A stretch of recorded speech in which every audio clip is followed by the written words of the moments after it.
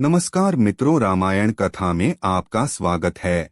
आज हम उत्तरकांड भाग 10 की कथा सुनाएं।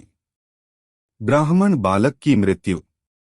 एक दिन श्री राम अपने दरबार में बैठे थे, तभी एक बूढ़ा ब्राह्मण अपने मरे हुए पुत्र का शव लेकर राजद्वार पर आया और हाँ पुत्र कहकर विलाप करते हुए कहने लगा, मैंने पूर्वजन्म में कौन से पाप किए थे जिससे मुझे अपनी आंखों से अपने इकलौते पुत्र की मृत्यु देखनी पड़ी।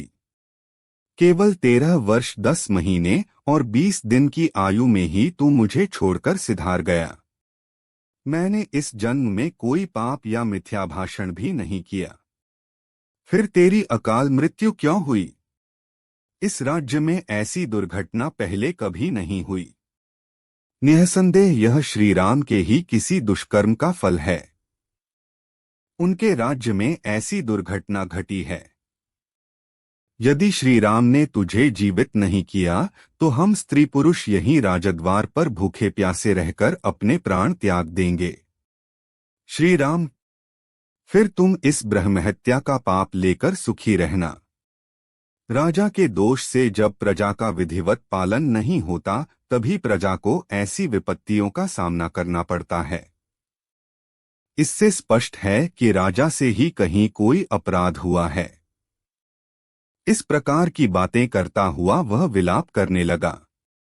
जब श्री रामचंद्र जी इस विषय पर मनन कर रहे थे तभी वशिष्ठ जी 8 ऋषिमुनियों के साथ दरबार में पधारे।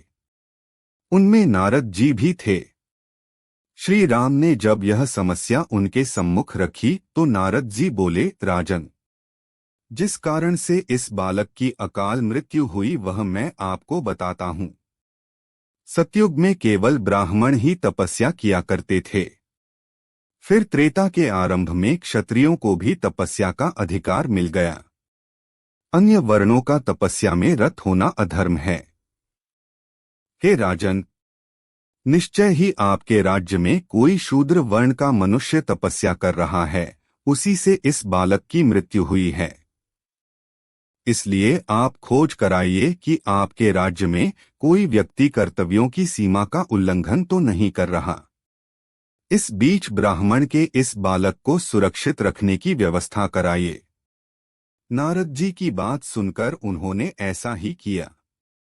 एक और सेवकों को इस बात का पता लगाने के लिए भेजा कि कोई अवांछित व्यक्ति ऐसा कार्य तो नहीं कर रहा जो उसे नहीं करना चाहिए।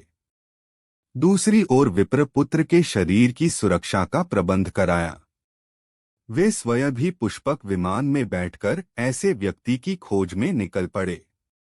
पुष्पक उन्हें दक्षिण दिशा में स्थित शैवाल पर्वत पर बने एक सरोवर पर ले गया, जहां एक तपस्वी नीचे की ओर मुख करके उल्टा लटका हुआ भयंकर तपस्या कर रहा था।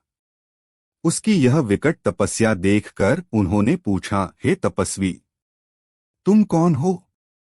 किस वर्ण के हो और यह भयंकर तपस्या क्यों कर रहे हो?